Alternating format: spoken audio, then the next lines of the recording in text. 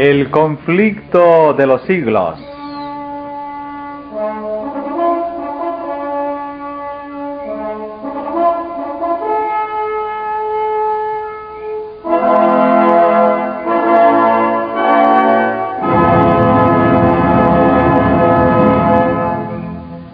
Capítulo 11. Príncipes que sostienen la verdad.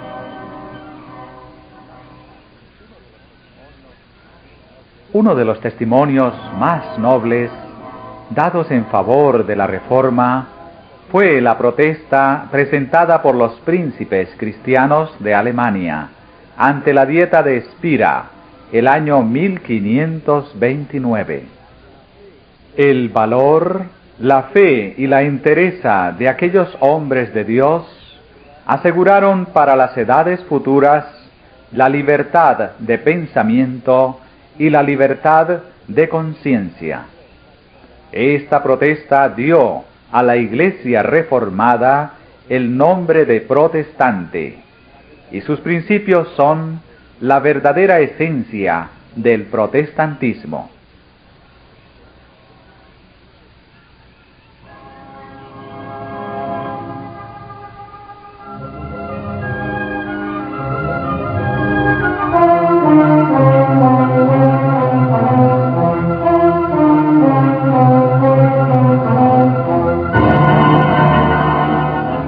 Había llegado para la causa de la Reforma un momento sombrío y amenazante.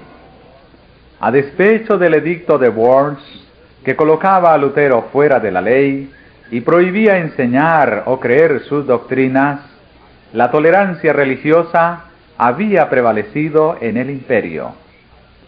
La providencia de Dios había contenido las fuerzas que se oponían a la verdad.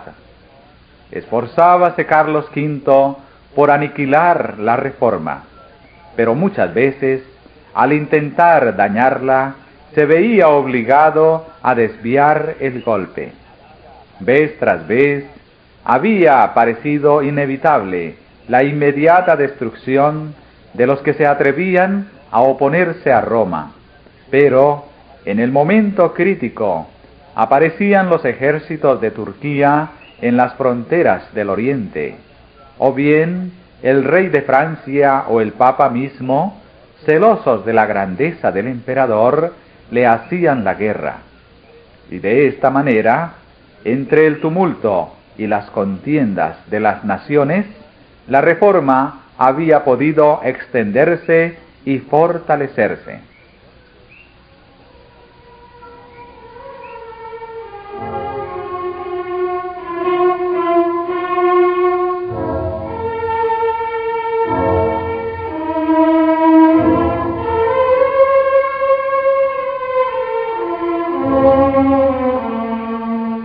Por último, los soberanos papistas pusieron tregua a sus disputas para hacer causa común contra los reformadores. En 1526, la Dieta de Spira había concedido a cada estado plena libertad en asuntos religiosos, hasta tanto que se reuniese un concilio general. Pero en cuanto desaparecieron los peligros que imponían esta concesión, el emperador convocó una segunda dieta en Spira para 1529, con el fin de aplastar la herejía.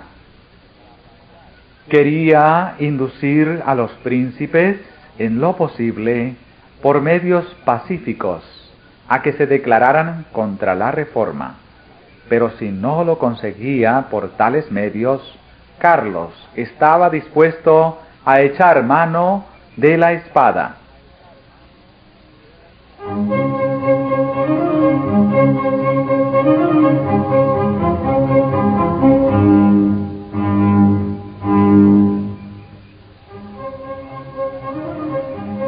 Los papistas se consideraban triunfantes. Se presentaron en gran número en Spira y manifestaron abiertamente sus sentimientos hostiles para con los reformadores y para con todos los que les favorecían. Decía Melanchthon: nosotros somos la escoria y la basura del mundo, mas Dios proveerá para sus pobres hijos y cuidará de ellos. A los príncipes evangélicos que asistieron a la dieta se les prohibió que se predicara el evangelio en sus residencias. Pero la gente de Espira estaba sedienta de la palabra de Dios y, no obstante dicha prohibición, miles acudían a los cultos que se celebraban en la capilla del Elector de Sajonia.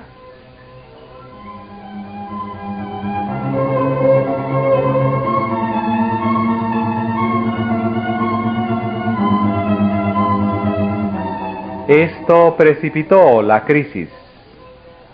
Una comunicación imperial anunció a la dieta que, habiendo originado graves desórdenes, la autorización que concedía la libertad de conciencia, el emperador mandaba que fuese suprimida.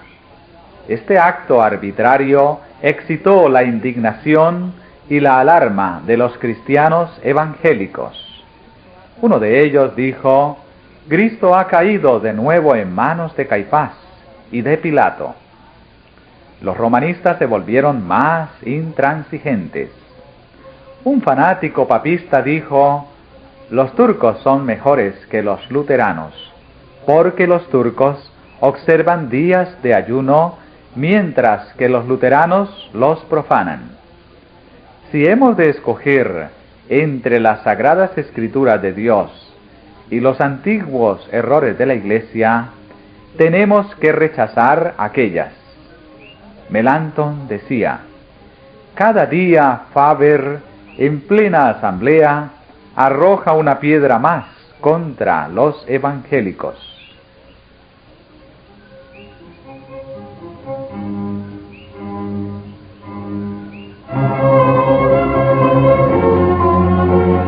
La tolerancia religiosa había sido implantada legalmente, y los estados evangélicos resolvieron oponerse a que sus derechos fueran pisoteados. A Lutero, todavía condenado por el edicto de Worms, no le era permitido presentarse en Espira, pero le representaban sus colaboradores y los príncipes que Dios había suscitado en defensa de su causa en aquel trance. El ilustre Federico de Sajonia, antiguo protector de Lutero, había sido arrebatado por la muerte, pero el duque Juan, su hermano y sucesor, había saludado la reforma con gran gozo, y aunque hombre de paz, no dejó de desplegar gran energía y celo en todo lo que se relacionaba con los intereses de la fe.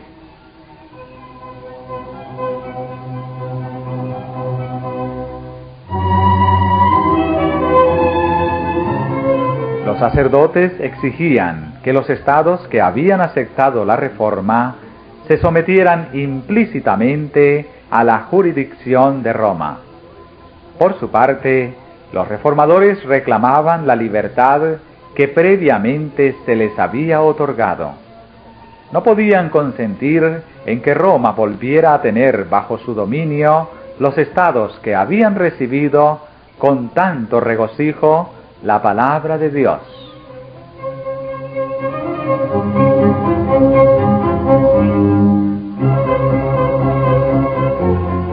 Finalmente, se propuso que en los lugares donde la reforma no había sido establecida, el edicto de Worms se aplicara con todo rigor, y que en los lugares donde el pueblo se había apartado de él y donde no se le podría hacer conformarse a él sin peligro de levantamiento, por lo menos no se introdujera ninguna nueva reforma, no se predicara sobre puntos que se prestaran a disputas, no se hiciera oposición a la celebración de la misa, ni se permitiera que los católicos romanos abrazaran las doctrinas de Lutero. La Dieta aprobó esta medida con gran satisfacción de los sacerdotes y prelados del Papa.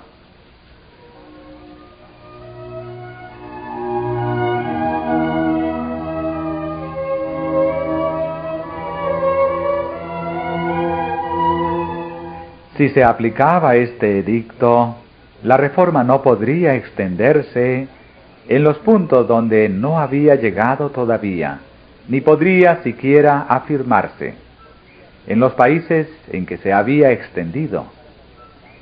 Quedaría suprimida la libertad de palabra y no se tolerarían más conversiones. Y se exigía a los amigos de la Reforma que se sometieran inmediatamente a estas restricciones y prohibiciones. Las esperanzas del mundo parecían estar a punto de extinguirse. El restablecimiento de la jerarquía papal volvería a despertar inevitablemente los antiguos abusos, y sería fácil hallar ocasión de acabar con una obra que ya había sido atacada tan violentamente por el fanatismo y la disensión.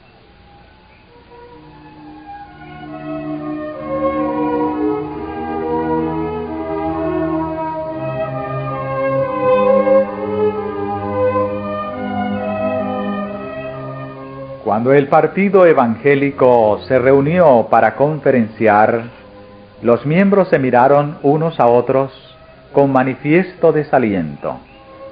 Todos se preguntaban unos a otros, ¿qué hacer? Estaban en juego grandes consecuencias para el porvenir del mundo. ¿Debían someterse los jefes de la Reforma y acatar el edicto? Cuán fácil hubiera sido para los reformadores, en aquella hora angustiosa en extremo, tomar por un sendero errado. Cuántos excelentes pretextos y hermosas razones no hubieran podido alegar para presentar como necesaria la sumisión. A los príncipes luteranos se les garantizaba el libre ejercicio de su culto. El mismo favor se hacía extensivo a sus súbditos que con anterioridad al edicto hubiesen abrazado la fe reformada. ¿No podían contentarse con esto? ¿De cuántos peligros no les libraría su sumisión? ¿A cuántos sinsabores y conflictos no les iba a exponer su oposición? ¿Quién sabía qué oportunidades no les traería el porvenir?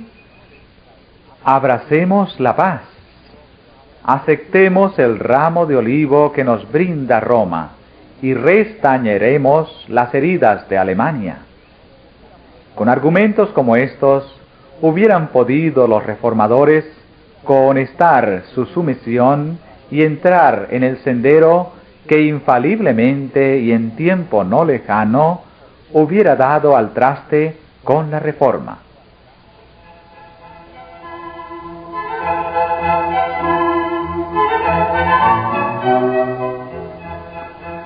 Afortunadamente, consideraron el principio sobre el cual estaba basado el acuerdo y obraron por fe.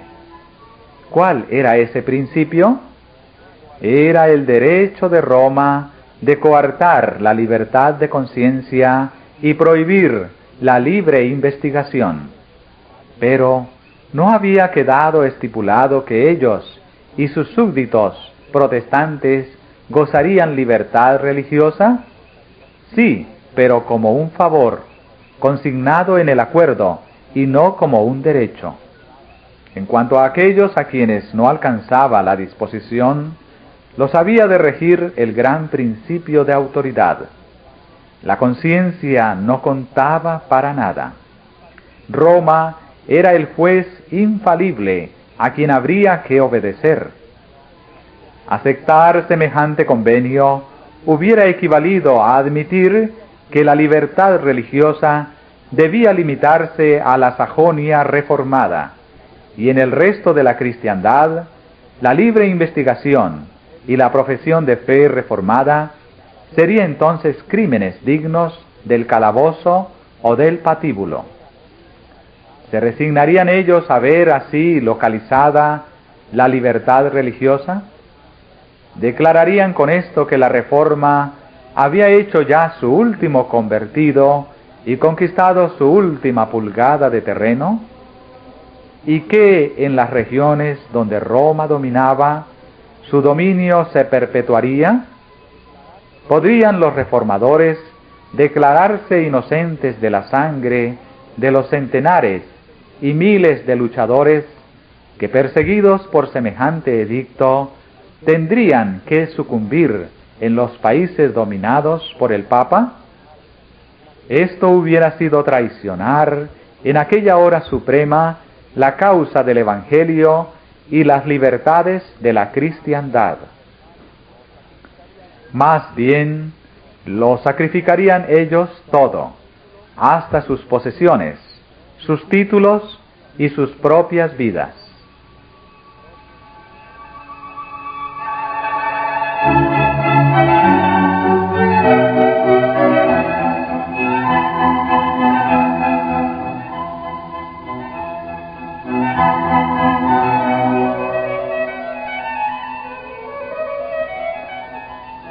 Rechacemos este decreto, dijeron los príncipes. En asuntos de conciencia, la mayoría no tiene poder. Declararon los diputados. Es al decreto de 1526 al que debemos la paz que disfruta el imperio.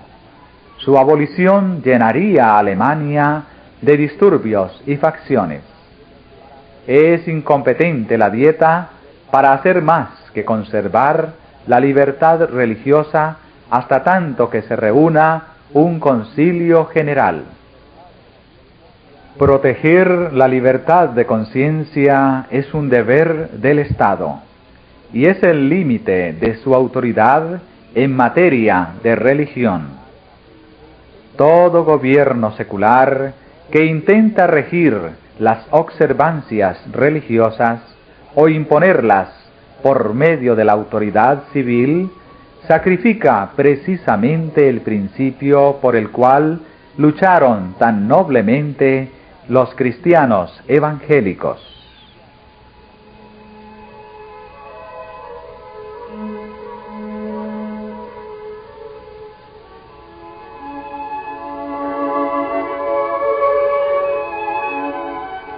Los papistas resolvieron concluir con lo que llamaban una atrevida obstinación. Para principiar, procuraron sembrar disensiones entre los que sostenían la causa de la Reforma e intimidar a quienes todavía no se habían declarado abiertamente por ella. Los representantes de las ciudades libres fueron citados a comparecer ante la Dieta y se les exigió que declarasen si accederían a las condiciones del edicto. Pidieron ellos que se les diera tiempo para contestar, lo que no les fue concedido. Al llegar el momento en que cada cual debía dar su opinión personal, casi la mitad de los circunstantes se declararon por los reformadores. Los que así se negaron a sacrificar la libertad de conciencia y el derecho de seguir su juicio individual, harto sabían que su actitud les acarrearía las críticas, la condenación y la persecución. Uno de los delegados dijo: «¿Debemos negar la palabra de Dios o ser quemados?».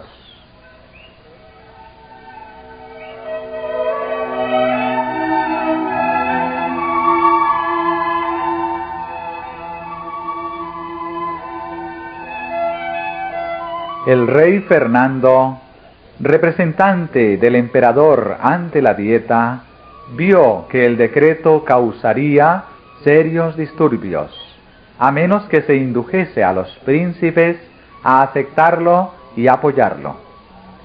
En vista de esto, apeló al arte de la persuasión, pues sabía muy bien que emplear la fuerza contra semejantes hombres no tendría otro resultado que confirmarlos más en sus resoluciones.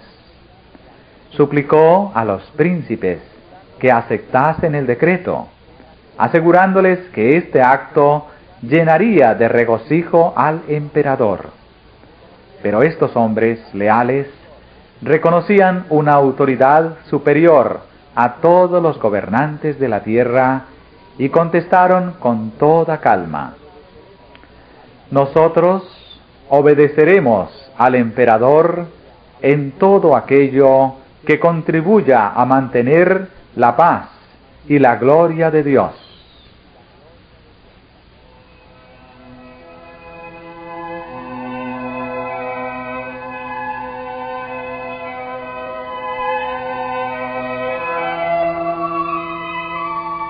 Finalmente manifestó el rey al elector y a sus amigos, en presencia de la Dieta, que el edicto iba a ser promulgado como decreto imperial, y que lo único que les quedaba era someterse a la decisión de la mayoría.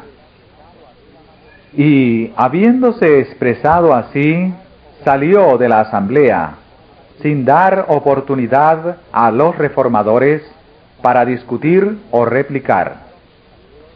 En vano éstos le mandaron mensajeros para instarle a que volviera. A las súplicas de ellos sólo contestó: es asunto concluido, no queda más que la sumisión.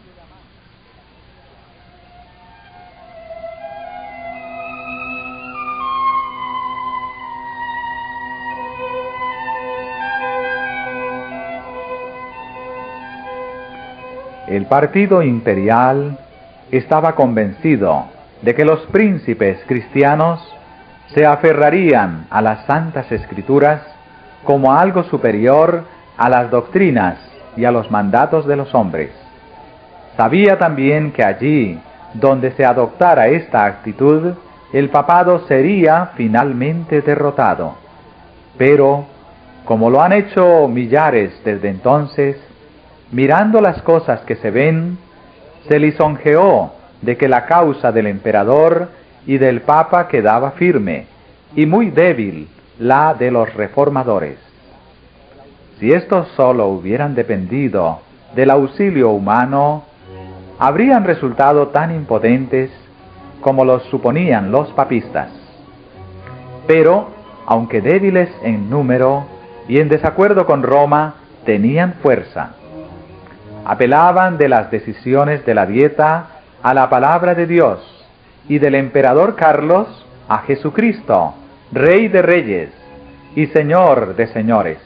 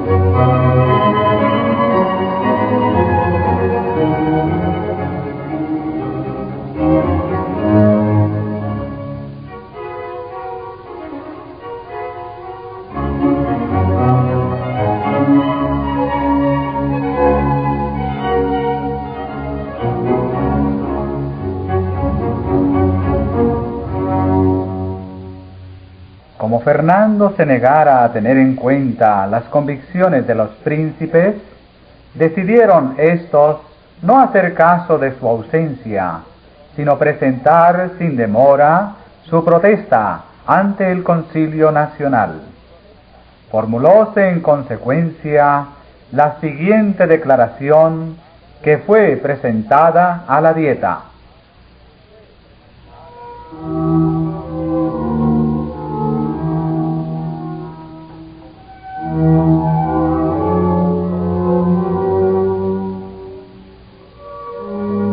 Protestamos por medio de este manifiesto ante Dios, nuestro único Creador, Conservador, Redentor y Salvador, y que un día será nuestro juez, como también ante todos los hombres y todas las criaturas, y hacemos presente que nosotros, en nuestro nombre y por nuestro pueblo, no daremos nuestro consentimiento ni nuestra adhesión de manera alguna al propuesto decreto, en todo aquello que sea contrario a Dios, a su santa palabra o a los derechos de nuestra conciencia y a la salvación de nuestras almas.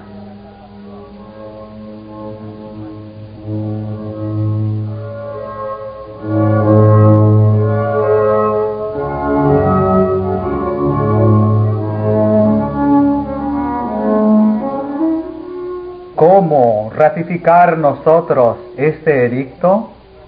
No podemos admitir que cuando el Dios Todopoderoso llame a un hombre a su conocimiento, no se le permita abrazar este conocimiento divino. No hay doctrina verdadera, sino la que esté conforme con la palabra de Dios.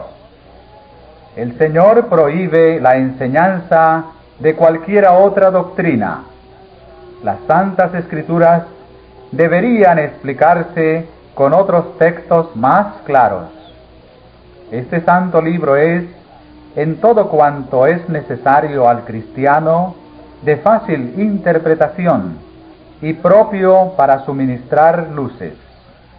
Estamos resueltos, por la gracia divina, a mantener la predicación pura y exclusiva de la palabra de Dios sola, tal como la contienen los libros bíblicos del Antiguo y Nuevo Testamento, sin alteraciones de ninguna especie. Esta palabra es la única verdad, es la regla segura de toda doctrina y de toda vida, y no puede faltar ni engañarnos. El que edifica sobre este fundamento estará firme contra todos los poderes del infierno, mientras que con cuanta vanidad se le oponga, caerá delante de Dios.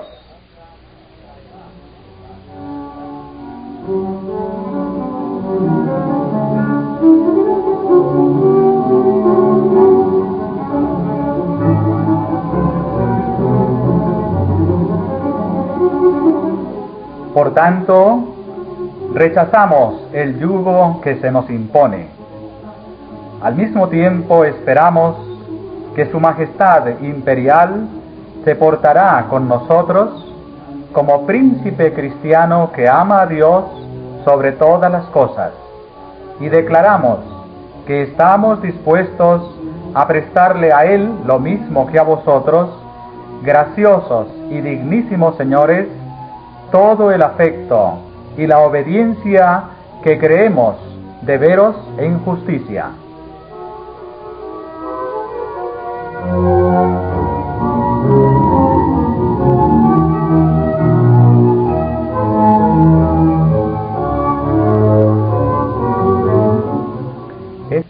Este acto produjo honda impresión en el ánimo de la dieta.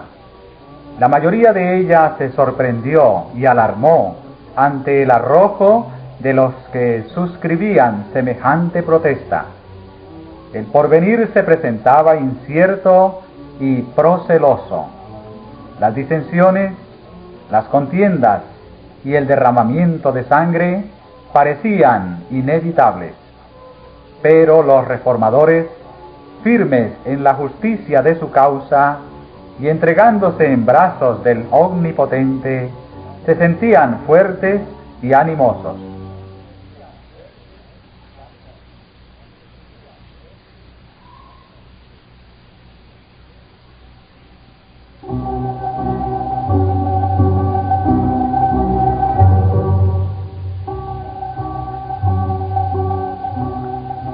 Los principios contenidos en esta célebre protesta constituyen la esencia misma del protestantismo.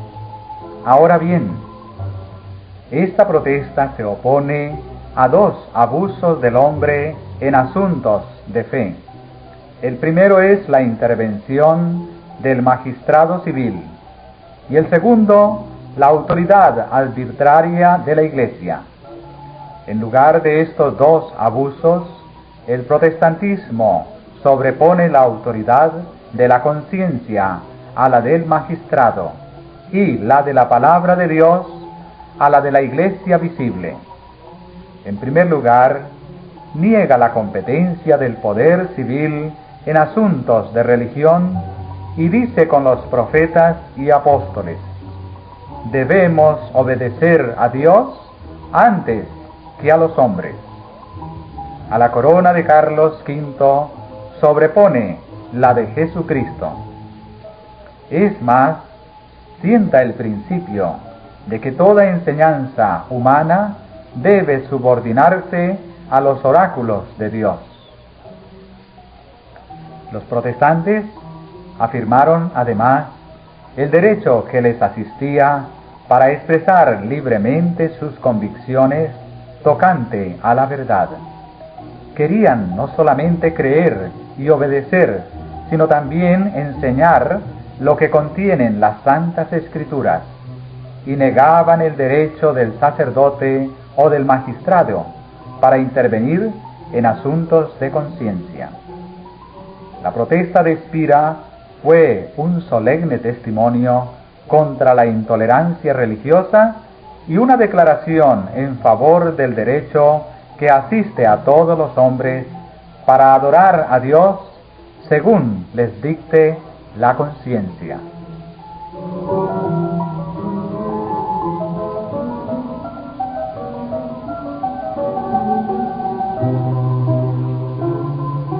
El acto estaba consumado.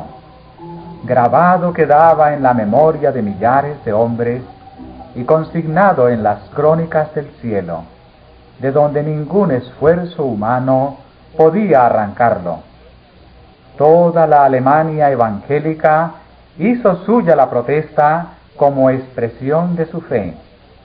Por todas partes la consideraban como prenda de una era nueva y más halagüeña. Uno de los príncipes expresóse así ante los protestantes de Spira: que el Todopoderoso, que os ha concedido gracia para que le confeséis enérgicamente, con libertad y denuedo, se digne conservaros en esta firmeza cristiana hasta el día de la eternidad.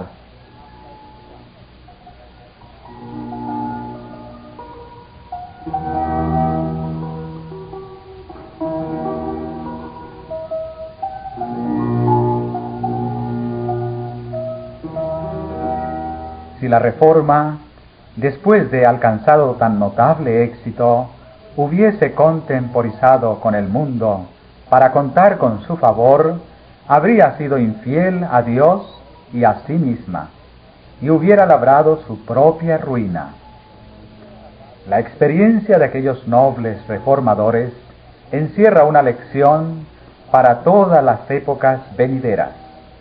No ha cambiado en nada el modo en que trabaja Satanás contra Dios y contra su palabra. Se opone hoy, tanto como en el siglo XVI, a que las Escrituras sean reconocidas como guía de la vida. En la actualidad, los hombres se han alejado mucho de sus doctrinas y preceptos, y se hace muy necesario volver al gran principio protestante: la Biblia, únicamente la Biblia, como regla de la fe y del deber. Satanás sigue valiéndose de todos los medios de que dispone para destruir la libertad religiosa. El mismo poder anticristiano que rechazaron los protestantes de Spira procura ahora, con redoblado esfuerzo, restablecer su perdida supremacía. la misma adhesión incondicional a la palabra de Dios que se manifestó en los días tan críticos de la Reforma del siglo XVI, es la única esperanza de una reforma en nuestros días.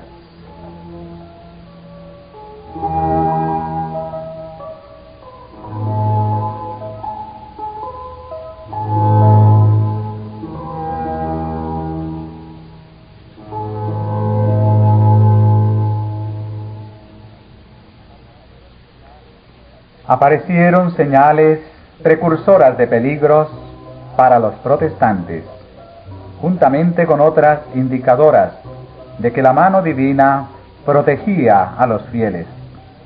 Por aquel entonces fue cuando Melanchthon llevó como a escape a su amigo Simón Grineo por las calles de Espira, rumbo al Rin, y le instó a que cruzase el río sin demora.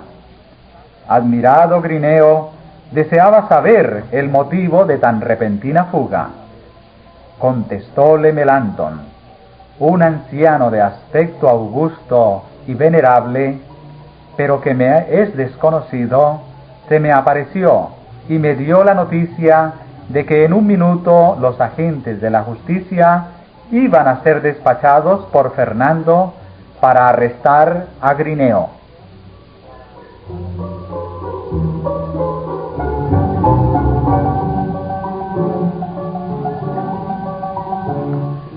Durante el día, Grineo se había escandalizado al oír un sermón de Faber, eminente doctor papista, y al fin de él le reconvino por haber defendido ciertos errores detestables. Faber disimuló su enojo, pero inmediatamente se dirigió al rey y obtuvo de él una orden de arresto contra el importuno profesor de Heidelberg. A Melanchthon no le cabía duda de que Dios había salvado a su amigo enviando a uno de los santos ángeles para avisarle del peligro.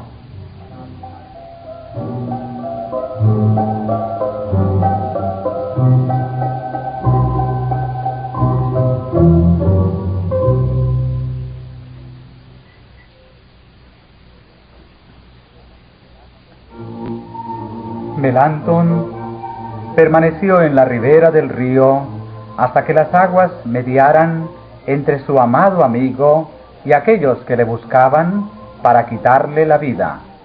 Así que le vio en salvo en la ribera opuesta, exclamó: ya está fuera del alcance de las garras de los que tienen sed de sangre inocente. De regreso en su casa, se le dijo a Melanchthon que unos emisarios habían estado buscando a Grineo y registrándolo todo, de arriba abajo.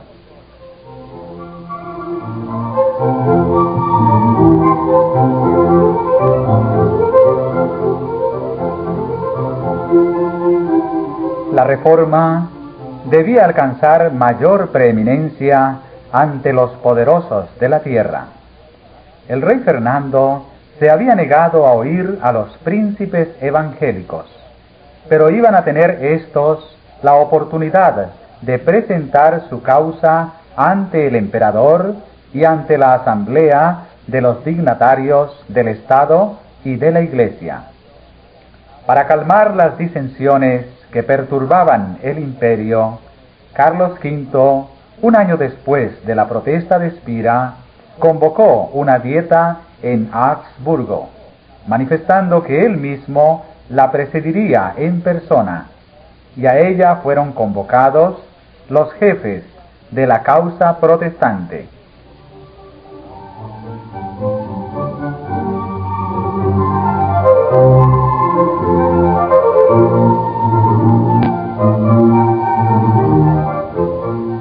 Grandes peligros amenazaban a la Reforma, pero sus defensores confiaron su causa a Dios y se comprometieron a permanecer firmes y fieles al Evangelio. Los consejeros del elector de Sajonia le instaron a que no compareciera ante la dieta. Decían ellos que el emperador pedía la presencia de los príncipes para atraerlos a una trampa. No era arriesgarlo todo eso de encerrarse dentro de los muros de una ciudad a merced de un poderoso enemigo. Otros, en cambio, decían: si los príncipes se portan con valor, la causa de Dios está salvada. Fiel es Dios y nunca nos abandonará, decía Lutero. El elector y su comitiva se encaminaron a Augsburgo. Todos conocían el peligro que les amenazaba, y muchos seguían adelante con tristes semblantes y corazón turbado.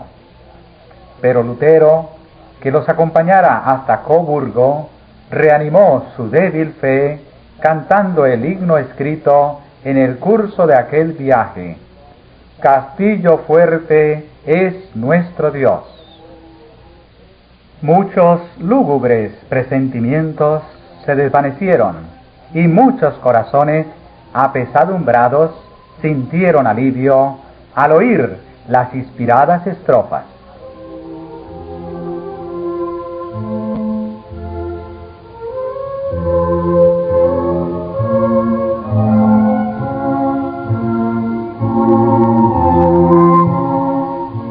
Los príncipes reformados habían resuelto redactar una exposición sistemática de sus opiniones, con pruebas de las Santas Escrituras, y presentársela a la dieta. Y la preparación de ella fue encomendada a Lutero, Melanchthon y sus compañeros. Esta confesión fue aceptada por los protestantes como expresión genuina de su fe, y se reunieron para firmar tan importante documento. Fue esta una ocasión solemne y decisiva. Estaban muy deseosos los reformadores de que su causa no se confundiera con los asuntos políticos, y creían que la reforma no debía ejercer otra influencia que la que procede de la palabra de Dios. Cuando los príncipes cristianos se adelantaron a firmar la confesión, Melanchthon se interpuso diciendo: a los teólogos y a los ministros es a quienes corresponde proponer estas cosas. Reservemos para otros asuntos la autoridad de los poderosos de esta tierra. No permita Dios, replicó Juan de Sajonia, que sea yo excluido. Estoy resuelto a cumplir con mi deber, sin preocuparme de mi corona. Deseo confesar al Señor. Mi birrete y mi toga de elector no me son tan preciosos como la cruz de Cristo. Habiendo dicho esto, firmó. Otro de los príncipes, al tomar la pluma para firmar, dijo: si la honra de mi Señor Jesucristo lo requiere, estoy listo para sacrificar mis bienes y mi vida. Preferiría dejar a mis súbditos, mis estados y la tierra de mis padres para irme bordón en mano, prosiguió diciendo, antes que recibir otra doctrina que la contenida en esta confesión. Tal era la fe y el arrojo de aquellos hombres de Dios.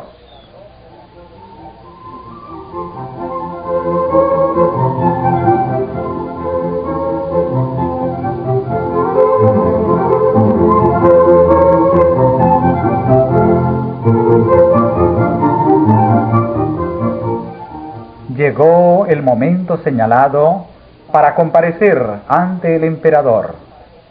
Carlos V, sentado en su trono, rodeado de los electores y los príncipes, dio audiencia a los reformadores protestantes.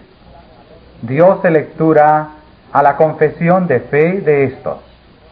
Fueron presentadas con toda claridad las verdades del Evangelio ante la augusta asamblea, y señalados los errores de la Iglesia papal. Con razón fue llamado aquel día el día más grande de la Reforma y uno de los más gloriosos en la historia del cristianismo y de la humanidad.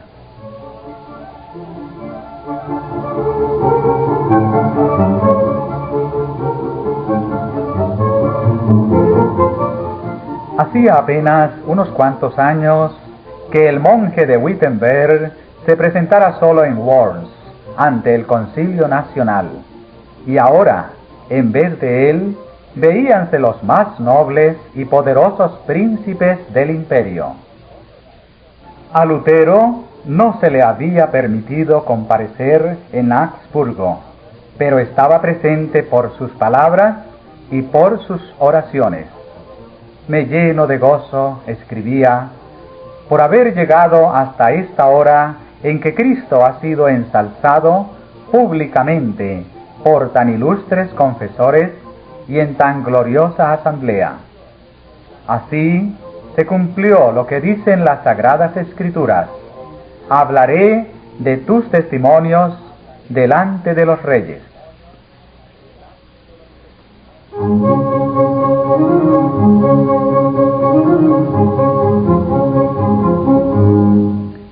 En tiempo de Pablo, el Evangelio, por cuya causa se le encarceló, fue presentado así a los príncipes y nobles de la ciudad imperial. Igualmente, en Augsburgo, lo que el emperador había prohibido que se predicase desde el púlpito, se proclamó en el palacio.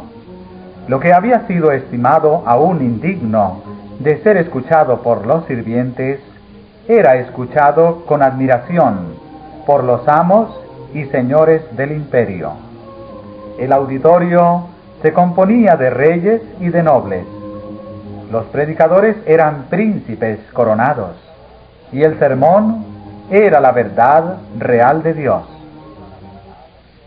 Desde los tiempos apostólicos, dice un escritor, no hubo obra tan grandiosa ni tan inmejorable confesión.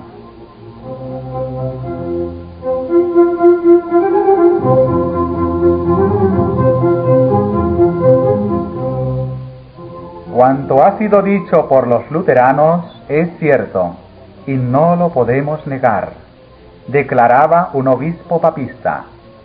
¿Podéis refutar con buenas razones la confesión hecha por el elector y sus aliados?, preguntaba otro obispo al doctor Eck. Sí, lo puedo, respondía, pero no con los escritos de los apóstoles y los profetas, sino con los concilios y con los escritos de los padres. Comprendo, repuso el que hacía la pregunta. Según su opinión, los luteranos están basados en las Escrituras, en tanto que nosotros estamos fuera de ellas.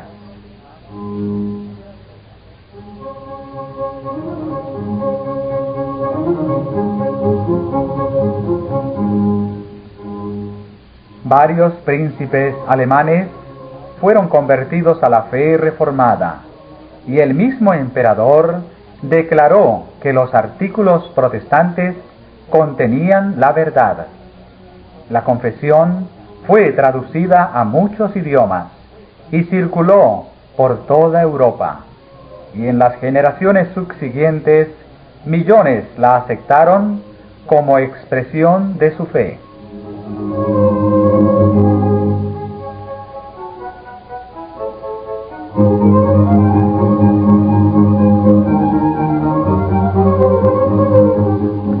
Los fieles siervos de Dios no trabajaban solos.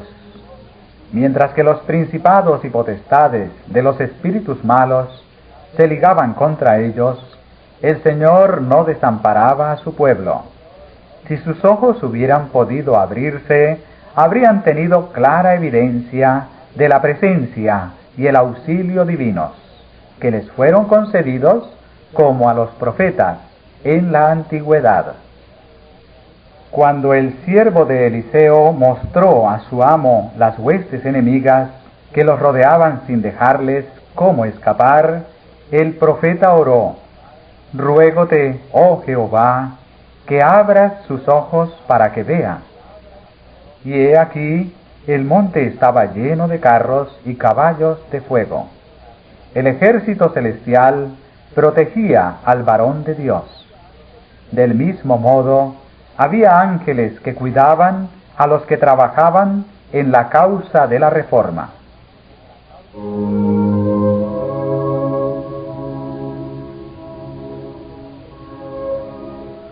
Uno de los principios que sostenía Lutero con más firmeza era que no se debía acudir al poder secular para apoyar la reforma, ni recurrir a las armas para defenderla.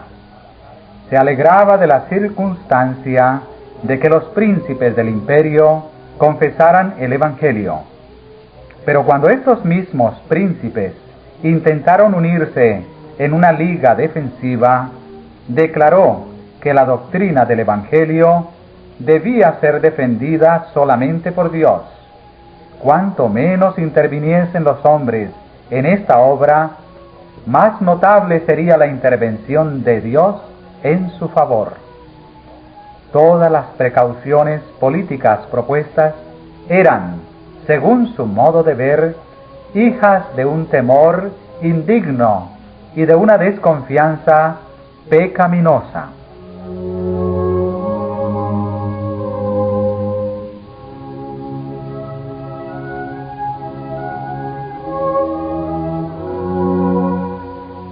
Cuando enemigos poderosos se unían para destruir la fe reformada y millares de espadas parecían desenvainarse para combatirla, Lutero escribió: Satanás manifiesta su ira, conspiran pontífices impíos y nos amenaza la guerra.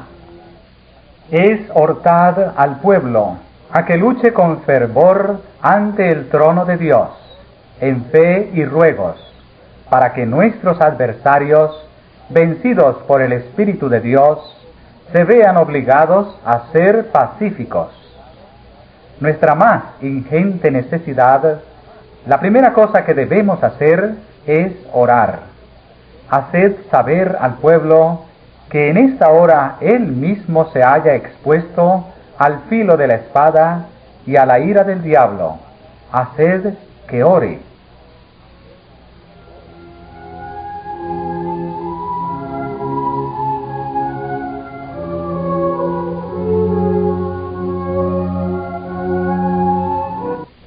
En otra ocasión, con fecha posterior, refiriéndose a la liga que trataban de organizar los príncipes reformados, Lutero declaró que la única arma que debería emplearse en esa causa era la espada del Espíritu. Escribió al elector de Sajonia: no podemos en conciencia aprobar la alianza propuesta. Preferiríamos morir 10 veces antes que el Evangelio fuese causa de derramar una gota de sangre. Nuestra parte es ser como ovejas del matadero. La cruz de Cristo hay que llevarla. No tema su Alteza. Más podemos nosotros con nuestras oraciones que todos nuestros enemigos con sus jactancias. Más que nada, evitad que se manchen vuestras manos con la sangre de vuestros hermanos. Si el emperador exige que seamos llevados ante sus tribunales, estamos listos para comparecer. No podéis defender la fe. Cada cual debe creer a costa suya.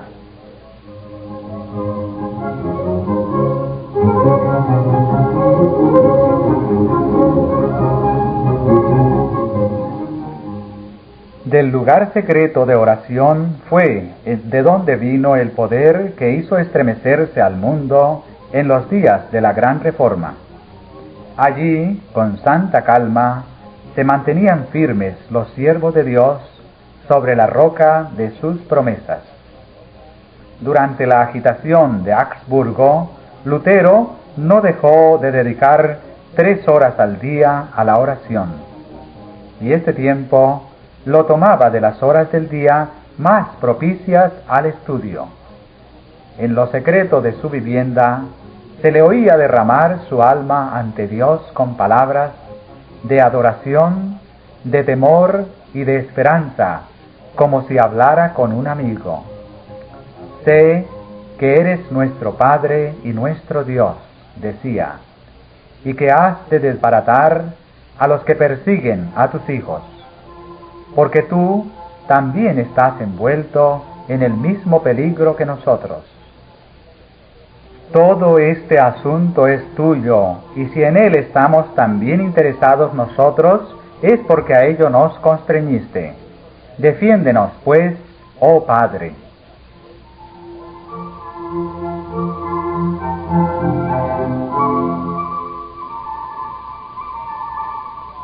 A Melanton, que se hallaba agobiado bajo el peso de la ansiedad y del temor, le escribió: Gracia y paz en Jesucristo. En Cristo digo, y no en el mundo. Amén. Aborrezco de todo corazón esos cuidados exagerados que os consumen. Si la causa es injusta, abandonadla. Y si es justa, ¿por qué hacer mentir la promesa de aquel que nos manda dormir y descansar sin temor? Jesucristo no faltará en la obra de justicia y de verdad. Él vive, Él reina. ¿Qué pues temeremos?